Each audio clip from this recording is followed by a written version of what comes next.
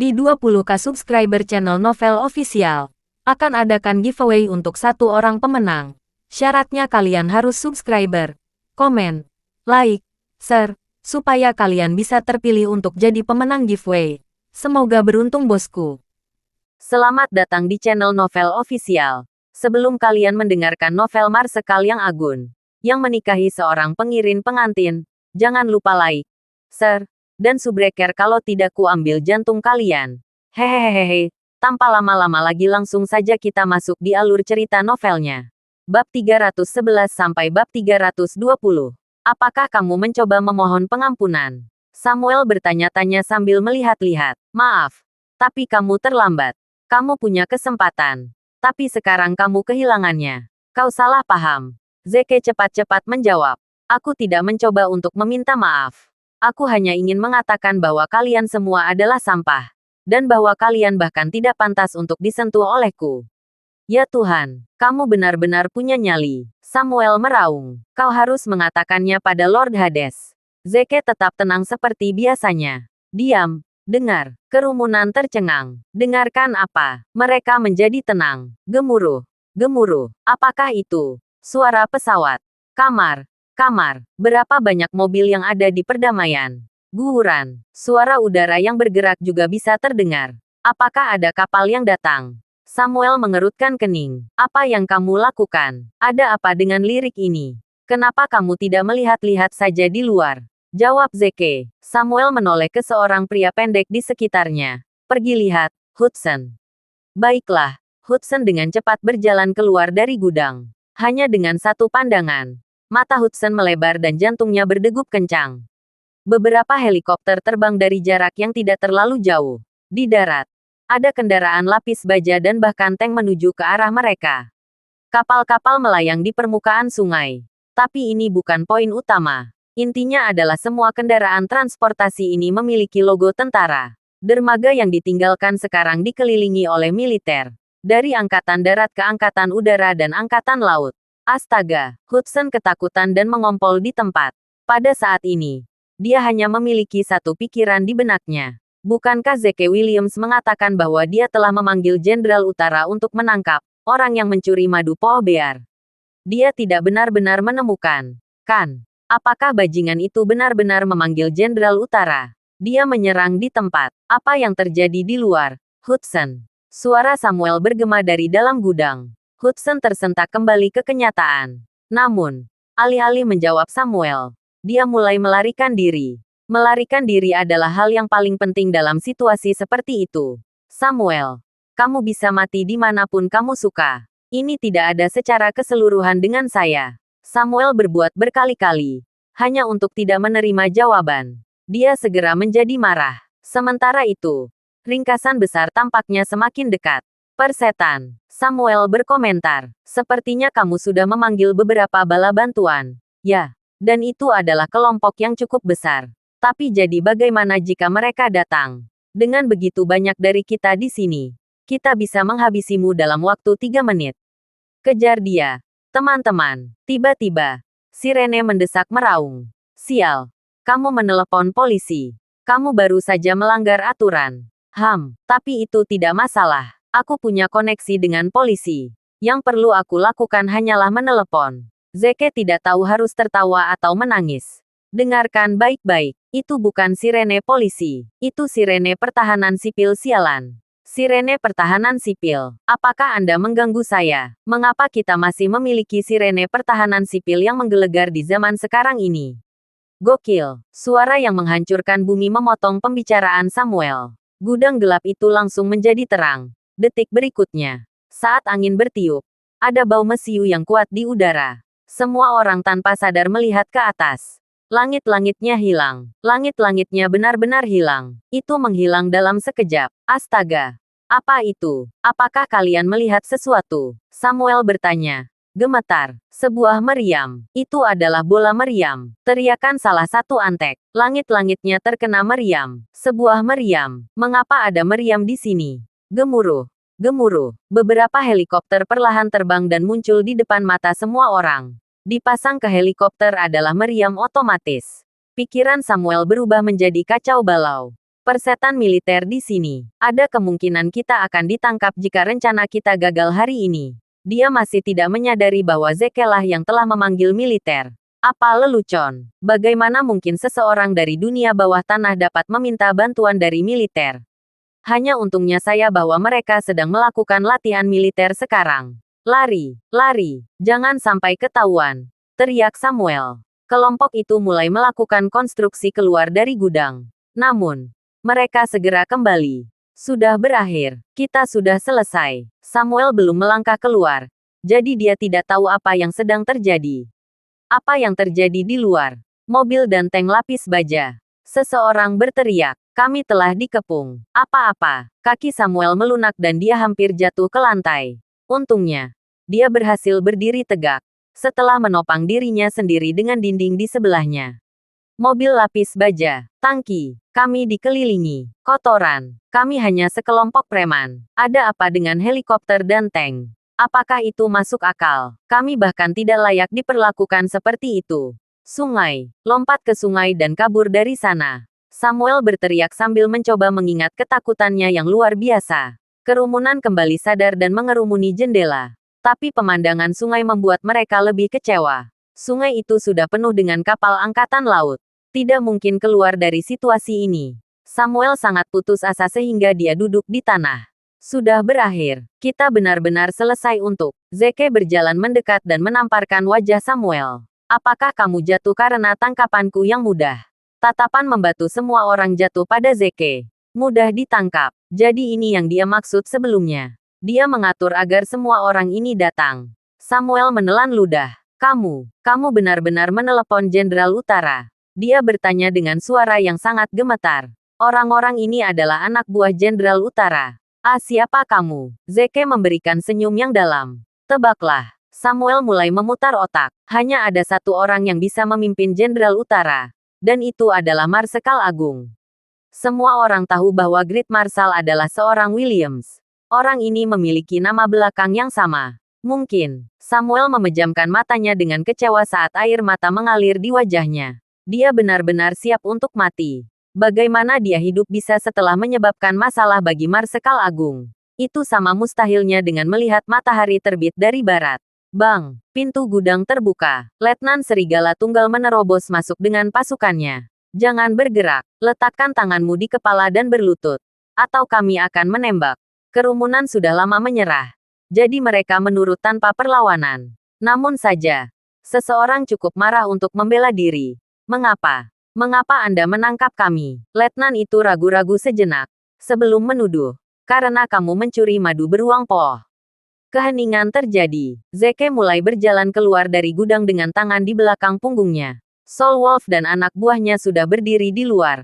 Menunggu untuk memberikan penghormatan. Saat Zeke berjalan keluar, semua orang berlutut dengan tenang. Di militer, melambangkan penghormatan paling mulia yang bisa dibayar seseorang. The Great Marshal adalah ikon legendaris bagi mereka. Merupakan kehormatan terbesar bagi mereka untuk bisa berlutut demi Marsekal Agung. Di seberang sungai berdiri seorang wanita cantik muda yang kebetulan lewat dan mengamati seluruh pejabat.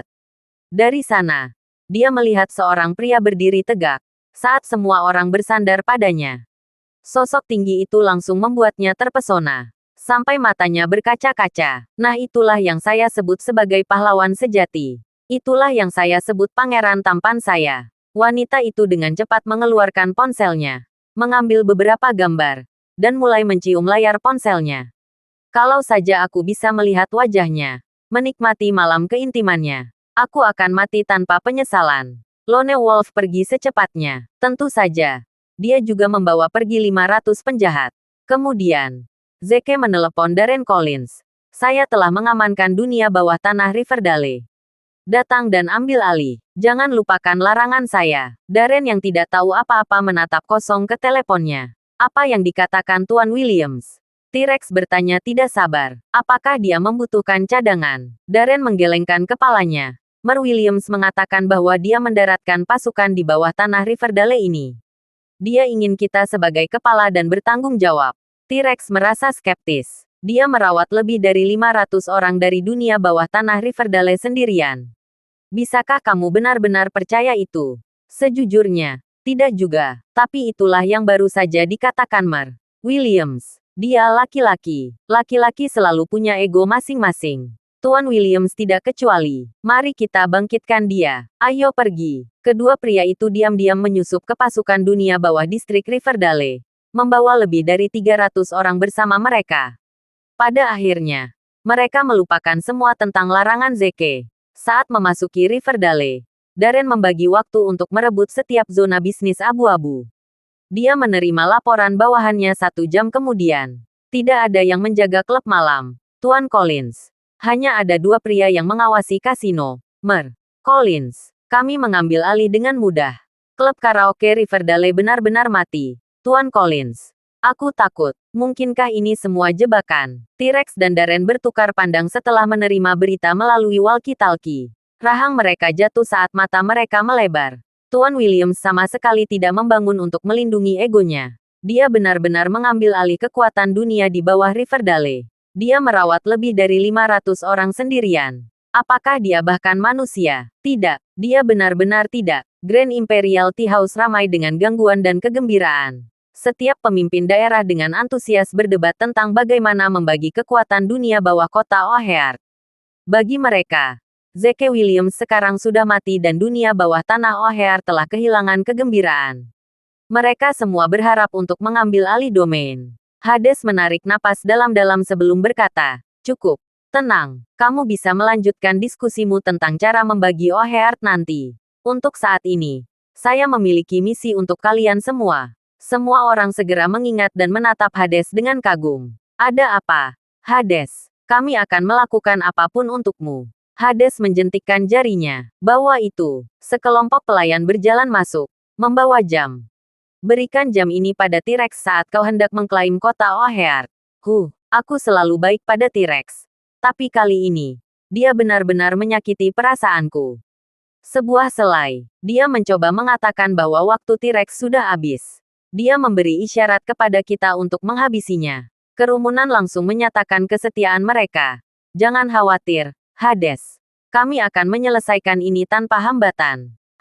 T-Rex pantas mati karena mengecewakanmu, Hades. Kupikir kau menempatkannya dengan baik dengan membunuhnya. Aku akan menyiksanya perlahan dan membuatnya masuk neraka. Hades mengangguk dan melihat waktu. Debu seharusnya sudah mengendap sekarang. Kalian semua harus pergi. Semua orang segera bangkit dan mulai berjalan keluar. Siapapun yang tiba di kota O'Hare lebih dulu akan mendapatkan potongan kue terbesar. Namun, saat mereka berjalan menuju pintu, seorang pria berpakaian hitam masuk. "Ini buruk, Tuan." Para pemimpin geng berhenti di jalur mereka dan beralih ke pria berpakaian hitam dengan rasa ingin tahu. Hades menyorot pria itu. Kenapa kamu membuat penampilan seperti itu? Kamu terlihat seperti orang bodoh. Ada apa? Rencananya gagal." Pria berbaju hitam itu menjelaskan. "Kami kontak kehilangan dengan 500 orang yang terlibat dalam pengepungan. Saya baru saja menerima kabar bahwa Zeke Williams sudah kembali ke O'Hare City. Faktanya, 300 orang dari O'Hare telah menyusup ke pasukan dunia bawah Riverdale, berhasil mengambil alih tempat itu tanpa perlawanan." Apa-apa, mata semua orang melebar saat mereka menatap pria berbaju hitam itu. "Kami telah menghubungi kehilangan dengan 500 orang. Dan Zeke Williams sudah kembali ke markasnya di O'Hare City. Belum lagi, 300 anak buahnya telah mengambil alih Riverdale." Setiap berita seperti pukulan di kepala yang tidak dapat diteriakkan oleh siapapun. "Tidak, itu tidak mungkin." Hades, yang baru saja mencaci maki pria berbaju hitam karena menyebabkan kehebohan, mau tidak mau menggebrak meja, berdiri dengan marah. "Tidak mungkin Zeke Williams bisa menghadapi 500 kejahatan kecuali dia dewa," lanjutnya. "Bahkan teman lamaku, Eclipse, tidak bisa melakukan itu. Siapa di antara kalian yang memiliki nomor Samuel? Hubungi dia sekarang juga. Saya bersedia." Seseorang melangkah maju dan memberi panggilan kepada Samuel. "Namun, maaf, nomor yang Anda panggil tidak tersedia. Silakan coba lagi nanti." Hades, yang selalu stabil seperti gunung, tidak bisa lagi tetap tenang.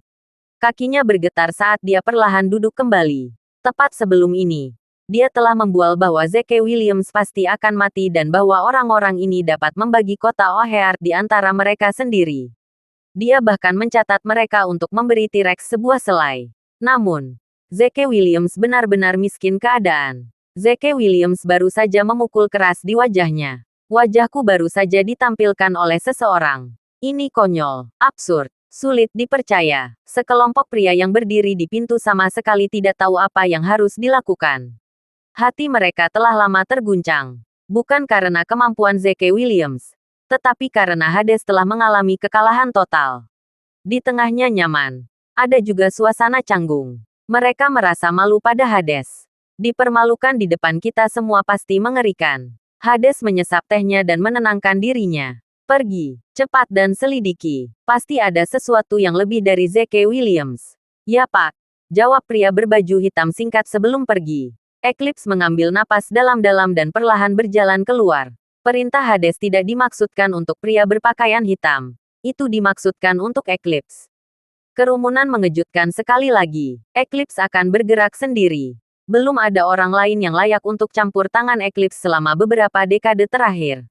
Rumah sakit TCM Riverdale hanya dimiliki oleh keluarga Forrest Riverdale. Frankie dan Florence Forrest terbaring di bangsal paling mewah. Dalam pemulihan dari cedera mereka. Ayah mereka, Gavin Forrest, duduk di antara mereka. Ayah. Bisakah kamu menelepon Samuel dan menyuruhnya menjaga Zeke tetap hidup? Tanya Frankie. Aku ingin membunuh bajingan itu dengan perasaan sendiri. Jangan khawatir, aku sudah meminta Samuel untuk tidak membunuh. Jawab Gavin. Kalau begitu, kamu bisa membalas dendam. Frankie sangat gembira. Terima kasih ayah. Florence menimpali. Aku juga ingin memberi pelajaran pada Evan Schneider, ayah. Kutu tak tahu malu itu berani memukulku. Aku akan membuatnya membayar. Bahkan Gavin menjadi marah saat menyebut Evan Schneider. Aku pasti buta untuk mengizinkanmu menikah dengannya. Sebenarnya, aku seharusnya tidak terus mendukungnya selama ini. Beri makan anjing terlalu baik dan dia akan kembali. Menggigit pemiliknya. Jangan khawatir, aku akan membuatnya bangkrut. Dia harus turun ke jalan dan memohon untuk bersamamu lagi. Florencia tersenyum. Aku seharusnya memberikan pukulan yang bagus. Dia lupa menjadi anjing kecil kita sejak dia mendapatkan kekayaannya. Ketuk, ketuk, ketuk. Seseorang mengetuk pintu. Masuk, ajak Gavin. Sekretarisnya ditarik masuk. Ini tidak baik. Tuan Forrest. Kami dalam masalah. Gavin tetap tenang. Baginya, tidak ada masalah besar selama rencana besar itu tidak gagal. Selain itu, hanya ada 500 orang yang melawan Zeke. Bagaimana mereka bisa gagal? Apa yang sedang terjadi? Dia bertanya dengan tenang. Rencananya gagal. Tuan Forrest. Apa? Gavin melompat berdiri. Gagal. Itu tidak mungkin. Kami menghubungi kehilangan dengan 500 orang yang terlibat dalam pengepungan. Juga, dunia bawah tanah Riverdale telah diambil alih oleh 300 orang dari O'Hare. Kami benar-benar kehilangan kendali atas Riverdale. Apa? Mata Gavin mulai kabur karena shock. Dia tiba-tiba gemetar. Memegangi dadanya. Saat dia perlahan-lahan jatuh ke tanah. Tidak ada. Panggilan untuk dokter segera. Tuan Forrest sedang mengalami serangan jantung. Zeke Williams kembali ke County 324 untuk Santana lamanya. Dengan minivan Chevrolet Jonas. Santana tetap di tempatnya. Tidak ada yang mencurinya. Fakta bahwa tidak ada yang mencurinya meskipun ditinggalkan di jalan yang sibuk menandakan betapa rusaknya Santana ini. Namun, Zeke tidak berniat menggantinya. Itu tidak ada izin dengan uang. Itu karena kendaraan ini telah menghabiskan 1 dekade terakhir bersama istrinya. Menghadapi segala macam badai bersama-sama.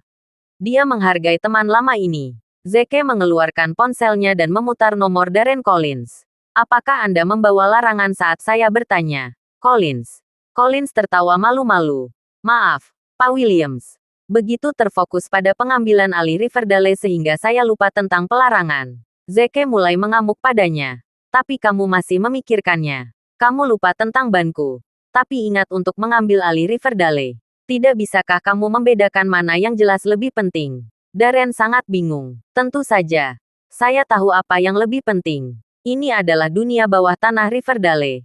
Tanpa diragukan lagi. Namun, mengapa larangan tampak lebih penting bagi Tuan Williams? Seperti yang diharapkan. Pemikiran Mer. Williams berada di luar jangkauan saya. Darren buru-buru meminta maaf. Saya benar-benar minta maaf, Tuan Williams. Ini semua salah saya. Jangan khawatir, saya akan datang untuk menjemput Anda dengan Mercedes. Adapun Santana, saya akan meminta seseorang untuk memperbaikinya dan mengembalikannya kepada Anda setelah selesai. Itu berhasil menenangkan Zeke. Oke, cepat temui aku di County 324. Tak berapa lama sebuah Mercedes-Benz mewah melintas dan berhenti di depan Santana. Dengan dua kendaraan yang diparkir di samping satu sama lain, Santana tampak semakin lelah. Darren turun dari Mercedes-Benz dan menyerahkan kunci mobil kepada Zeke. Tuan Williams, Anda bisa mengemudikan mobil kembali. Saya akan memanggil truk derek untuk menarik mobil. Zeke membayangkannya. Lepaskan larangan dari Mercedes-Benz. Darren tidak bisa mendengarkannya. Tuan Williams, apakah saya salah dengar? Anda pasti meminta saya untuk melepaskan larangan dari Santana. Zeke menjawab. Lepaskan ban dari Benz. Lalu ganti ban Santana dengan Benz. Cepat. Aku sedang terburu-buru.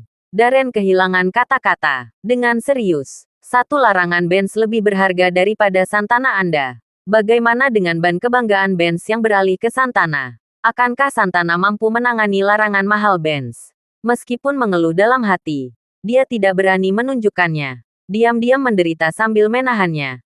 Dia menukar larangan di antara kedua mobil.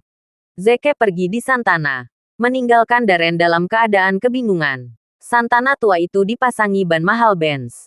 Betapa anehnya. Sementara itu, Maserati merah menyala sedang melaju kencang di jalan tol. Bagaikan nyala api yang menyilaukan. Ia melesat melewati mobil-mobil di jalan tol dengan cepat. Pengemudinya adalah seorang wanita muda yang cantik. Dia menarik. Sama seperti mobilnya. Seorang wanita muda cantik mengendarai mobil mewah adalah pemandangan paling indah di jalan tol. Pengemudinya adalah wanita muda yang telah melihat Zeke dengan ribuan tentara berlutut di depannya. Dia hanya melihat punggungnya. Tetapi dia langsung jatuh cinta padanya. Saat dia mengemudi, sosoknya sering terlintas dalam pikiran. Dia menyadari bahwa dia sangat mencintai pria itu. Untuk melihat sosoknya 24/7. Dia bahkan telah mencetak foto sosoknya di kukunya. Saat dia membayangkan berhubungan seks dengannya suatu hari, dan bahwa dia akan menjulang di atasnya dengan tubuh berototnya, dia merasakan darahnya mendidih dengan hasrat yang tak terganggu. Menginjak pedal gas, dia melaju lebih cepat. Dia hanya bisa melepaskan gairah di hatinya saat dia mengendarai mobil tercepat di jalan. Saat dia sedang menikmati gairahnya, tiba-tiba sebuah mobil melaju melewatinya dalam sekejap. Wanita muda itu membeku sebelum dia melirik ke dashboard mobilnya. Kecepatan 180 mil per jam. Sial. Bagaimana seseorang bisa menyalipku ketika aku sudah begitu cepat? Dia buru-buru melihat keluar untuk melihat mobil apa yang baru saja menyusulnya. Tetapi ketika dia melihat mobil itu, matanya melebar kaget. Santana tua. Selain itu, ban Santana bukanlah yang asli. Itu dilengkapi dengan larangan Mercedes-Benz. Ah, ini sangat menyebalkan. Wanita muda itu menginjak pedal gas dengan marah. Kamu menyalip Maseratiku di Santana. Itu sangat panas. Aku akan mengejarmu. Menekan gas. Dia mengejarnya. Namun, ketika dia melaju kencang, Santana di depannya juga melaju kencang. Kecepatannya bahkan mencapai 200 mil per jam. Maserati wanita muda itu telah mencapai 190 mil per jam. Dia merasa terintimidasi dan ketakutan saat dia mencapai kecepatan ini. Karena dia takut, dia melambat secara bertahap, dan tidak lagi membuntuti Santana. Dia memperbaiki pengemudi Santana, tidak mau mengakui kekalahannya. Tetapi ketika dia melakukannya, dia senang dengan apa yang dia lihat. Sosok ini sepertinya tidak terdengar. Bukankah dia pahlawanku? Dia segera mengangkat tangannya dan membandingkan foto di kukunya dengan pengemudi Santana. Mereka terlihat sangat mirip. Gaya rambut, bahu lebar, dan pakaian. Pahlawanku. Begitu dia menyadari hal ini, air matanya berlinang. Ternyata pahlawan saya tidak hanya kuat, dia juga bisa mengemudi dengan baik. Pria saya sangat sempurna. Sayangnya, pria itu melesat pergi dan menghilang dari pandangan. Dia terisak sedih dan bersumpah bahwa dia akan menemukan pria ini, apapun yang terjadi. Pahlawanku. Segera, Zeke keluar dari jalan tol. Dia tidak langsung pulang ke rumah. Sebaliknya, dia pergi ke mekanik dan mengganti ban Santana kembali. Jika Lacey mengetahui bahwa saya telah membongkar Mercedes-Benz dan memasang bagian-bagiannya ke Santana, dia akan memarahi saya karena menjadi pemboros. Mekanik itu menampilkan mobil aneh ini dengan emosi yang campur aduk. Santana yang dipasangi larangan Mercedes-Benz. Itu adalah pertama kalinya dia melihat seseorang yang begitu mencolok. Setelah mengganti ban, Zeke segera menuju ke Linton Group. Saya ingin tahu bagaimana memproduksinya. Jika dia mengetahui bahwa saya telah memenangkan 1 miliar proyek pengembangan tujuan wisata, dia akan sangat bersemangat. Saat itu, sebuah Maserati merah diparkir di pintu masuk Linton Group. Mobil itu milik wanita muda dari sebelumnya. Sementara itu, wanita pemilik Maserati sedang melamun di kantor Lacey. Wanita muda itu menampilkan foto pria di kukunya. Benar-benar bahagia. Lacey, aku sedang jatuh cinta. Lacey merasa geli saat mengumumkan. Yah, aku ingin tahu siapa yang berhasil memikat wanita tercantik di distrik Riverdale. Wanita muda itu menunjukkan kukunya pada Lacey. Lihat, bukankah dia seksi? Lacey menjawab. Bagaimana saya bisa menyimpulkan itu dari punggungnya? Apakah Anda punya foto wajahnya? Wanita muda itu menenangkan. Tidak, sebenarnya. Aku belum pernah melihat wajahnya. Aku hanya melihat bagian belakang 2 kali. Apa? Lacey tertawa bahak. Nancy, berhentilah melamun tentang pria ini. Kamu hanya melihat punggung 2 kali. Tapi kamu telah jatuh cinta padanya. Kamu bahkan mencetak fotonya di kukumu. Hanya seorang biksu yang bisa melakukan itu. Tapi seorang biksu tidak boleh menikah. Kamu harus berhenti melamun. Wanita muda itu menjadi marah. Diam. Aku tidak akan membiarkanmu menghina pahlawanku. Pahlawanku adalah pria persiapan. Dia bukan biksu yang lemah. Lacey berpikir lucu. Baik, baik. Laki-lakimu adalah yang terbaik. Suatu hari, aku yakin dia akan datang dan menikahimu dengan kereta kuda. Nancy tampak asyik. Tentu saja, dia satu-satunya pria yang pantas untukku. Aku juga satu-satunya wanita yang pantas untuknya. Kami yang pasangan cocok. Ngomong-ngomong, Lacey, kurasa dia keluar dari jalan tol menuju kota O'Hare. Dia mungkin tinggal di sini. Kau harus membantuku mengintip. Lacey merasa agak tidak berdaya. Ada jutaan orang di kota O'Hare. Tidak mungkin hanya dengan foto belakangnya. Nancy mengumumkan. Aku tidak peduli. Kamu harus membantuku. Jika kamu tidak ditempatkan, aku akan tetap melajang selamanya. Kamu tidak ingin melihat hal itu terjadi, kan? Lacey tidak punya pilihan selain setuju. Baik, kirimkan foto itu ke email saya. Nancy mencium pipi Lacey. Aku tahu kau sangat mencintaiku. Dia mengirim foto itu ke email Lacey sekaligus. Ketika Lacey menerima foto itu dan memperbesarnya, dia tercengang. Sosok ini sepertinya tidak terdengar. Bukan Zeke. Setelah menghabiskan begitu banyak waktu dengan Zeke, dia tahu seperti apa punggungnya. Pahlawan Nancy Hinton, wanita tercantik di distrik Riverdale, adalah suamiku. Apa lelucon? Karena Lacey memiliki ekspresi aneh di wajahnya. Nancy segera bertanya. Lacey, ada apa? Lacey menarik napas dalam-dalam dan menjelaskan. Nancy, saya mungkin kenal orang ini. Apa? Nancy melompat kaget. Dia sangat gembira bahwa dia akan menangis. Katakan. Siapa dia? Bawa aku bersamanya sekarang juga. Aku ingin tidur di dekatnya malam ini. Ah, Lacey menarik napas dalam-dalam lagi.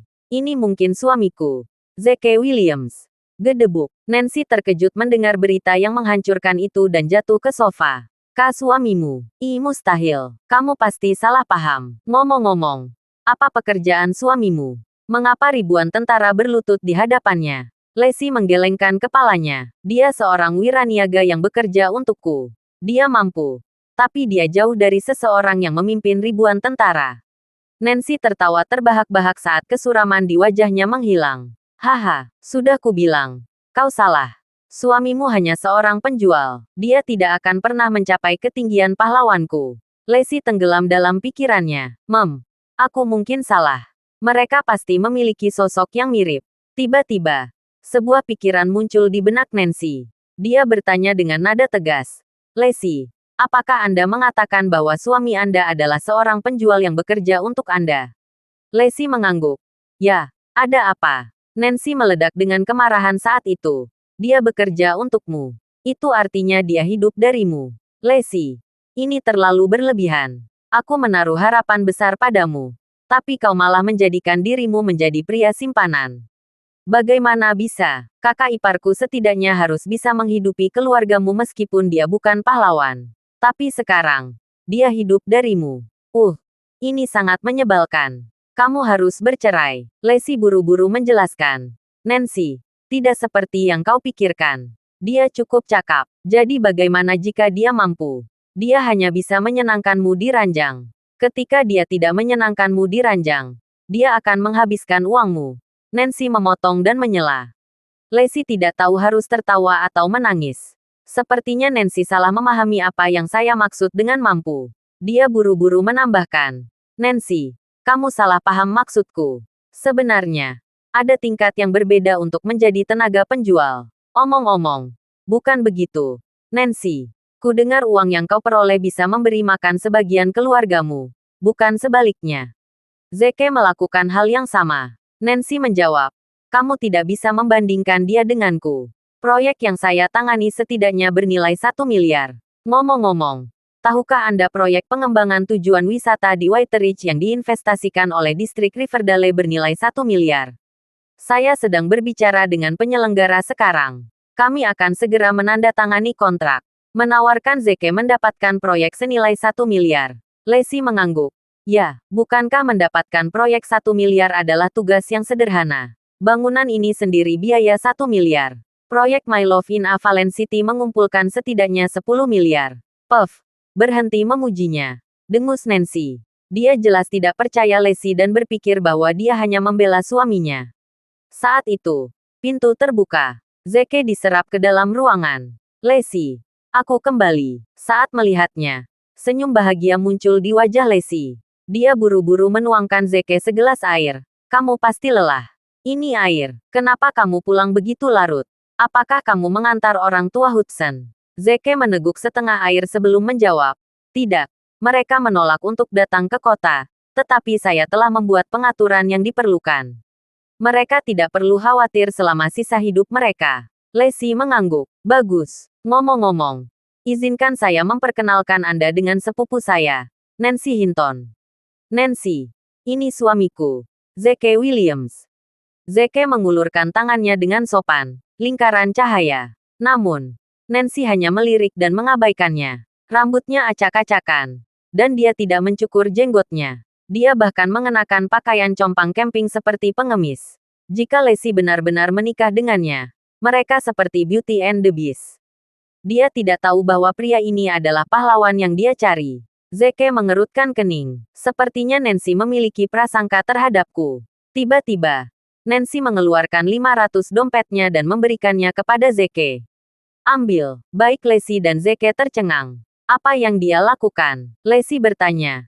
Nancy, apa yang kamu lakukan? Nancy menjawab. Kamu sedang tidak nafsu makan, kan? Ambil uangnya dan lakukan pemeriksaan menyeluruh di rumah sakit. Zeke penasaran. Anda seorang dokter, tapi saya bisa makan dengan baik. Saya baik-baik saja. Kamu bisa makan enak. Kamu baik-baik saja. Lalu kenapa kamu hidup dari saudara perempuanku? Zeke dibuat terdiam. Kenapa dia begitu membenciku? Hahaha. Saat melihat ekspresi mengalahkan Zeke, Lacey tertawa bahak hingga hampir menangis. Biasanya, Zeke yang akan mengkritik orang lain. Tapi hari ini dia yang dikritik. Dia sangat menggemaskan. Hahaha. Karena Nancy tampak tidak ramah, Zeke tidak lagi sopan padanya. Ada apa? Apa kau kesal karena aku hidup darinya? Nancy membalas. Tentu saja. Kamu sudah dewasa. Tapi kamu hidup dari istrimu. Seekor anjing pun akan memandang rendah kamu. Zeke tidak mempengaruhi. Aku senang kamu marah karena fakta itu. Sayang. Beri aku biaya hidup untuk bulan depan. Aku kelaparan. Sayang. Beri saya 500.000 sehingga saya bisa membeli mobil. Sayang, bisakah kamu menambah uang sakuku? Kamu memberiku terlalu sedikit. Aku bisa menghabiskan setengah uang sakuku untuk makan bersama teman-temanku. Lacey tidak tahu harus berkata apa. Zeke termasuk seperti pria yang dipelihara tanpa malu-malu. Mata Nancy terbelalak kaget. Ya ampun. Kamu sangat tidak tahu malu. Kenapa kamu mendapatkan uang saku dari istrimu begitu saja? Kamu melamar. Mainan anak laki-laki. Brengsek yang tidak tahu malu. Kamu harus mati. Kamu tidak pantas menjadi laki-laki. Ini sangat membuat frustrasi. Lacey, jika kamu menikah dengannya, aku akan mati di depanmu. Zeke tertawa datar. Saya suka bagaimana Anda terlihat ketika Anda marah namun tidak bisa berbuat apa-apa. Lacey tidak bisa menahan tawanya. Sudah lama sejak dia melihat Nancy begitu marah. Sebagai wanita tercantik di distrik Riverdale, semua pria akan kebugaran kakinya dan mencoba yang terbaik untuk menyanjungnya. Zeke mungkin adalah pria pertama di dunia yang memperlakukannya dengan kasar. Nancy merasakan kemarahannya meningkat ketika dia melihat senyum tak tahu malu di wajah Zeke.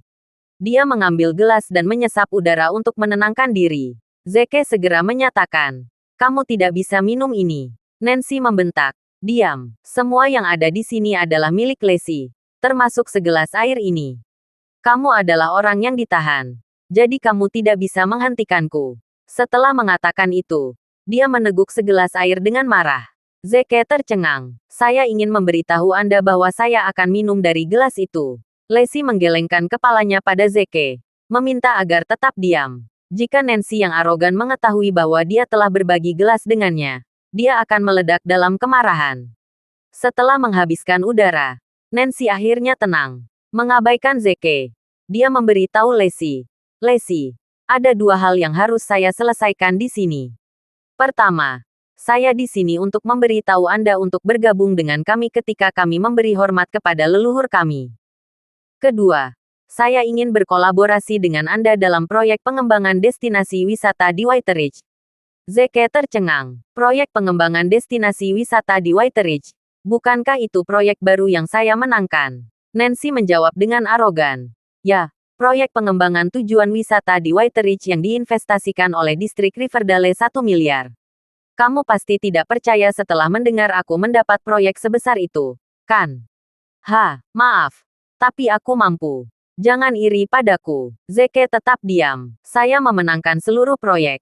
Tetapi Anda hanya mengajukan tender untuk proyek tersebut. Mengapa saya akan cemburu?" Dia bertanya.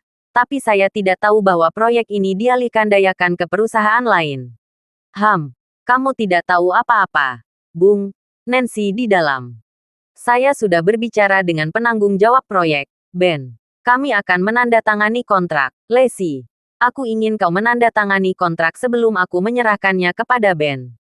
Setelah dia mencapnya dengan stempel resmi, kita pasti akan mendapatkan proyeknya."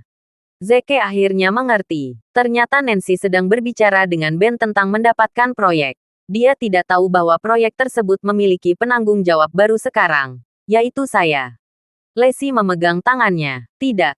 Saya tidak bisa menandatangani ini. Nancy, saya tahu keluarga Anda dapat menangani proyek ini dengan baik. Jika Anda bekerja sama dengan saya, Anda memberi saya sebagian dari penghasilan Anda. Saya tidak bisa mengatakan ya dan menerima uang Anda." Nancy menjadi tidak sabar dan meraih jari Lacey, menekannya pada kontrak. "Katakan saja ya, kontrak ini adalah hadiah kedewasaanku untukmu." Setelah mendapatkan sidik jari Lacey, Nancy mengambil kontrak dengan ekspresi melamun di wajahnya. "Dalam waktu 10 hari, saya yakin saya akan mendapatkan stempel resmi dari Departemen Proyek White Ridge. Saat itu, kontrak akan berlaku. Lacey, kita hanya perlu menunggu dan mendapatkan uangnya." Tiba-tiba, Zeke mengeluarkan perangko entah dari mana dan mengumumkan, "Karena kamu membantu istriku, kamu tidak perlu menunggu selama 10 hari. Aku akan mencapnya untuk hari ini." Setelah menyatakan ini, dia mencap kontrak. Memukul. Keheningan terjadi. Baik Nancy maupun Lacey menatap batang merah di kontrak itu dengan kaget. Di stempel itu tertulis Departemen Proyek. Proyek Pengembangan Destinasi Wisata, White Ridge. Ini adalah stempel resmi Departemen Proyek. Terima kasih sudah mendengarkan novel cerita Marsekal Agun. Sampai jumpa di novel selanjutnya.